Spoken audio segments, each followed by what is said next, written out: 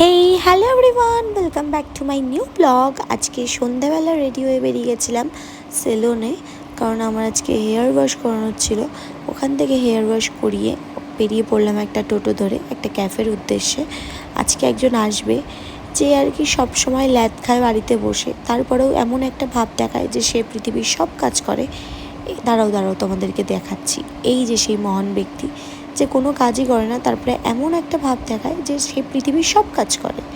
তারপরে কি ভিতরে ঢুকে আমরা বসলাম কিছুক্ষণ, আর আমার একটু মনটা খারাপ ছিল, তো ওর সাথে সব কিছু শেয়ার করছিলাম যে কী বৃত্তান্ত, কেন আমার মনটা খারাপ বা কিছু।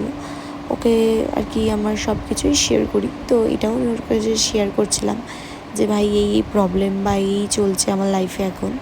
তো এটা জেনেই ও আমাকে একটু সলিউশন দিচ্ছিল যে কিছু হবে না, সব ঠিক হয়ে যাবে। আই থিঙ্ক একদিন সবই ঠিক হয়ে যাবে। যাই হোক, আজকের মতো এইটুকুই। Tata, by.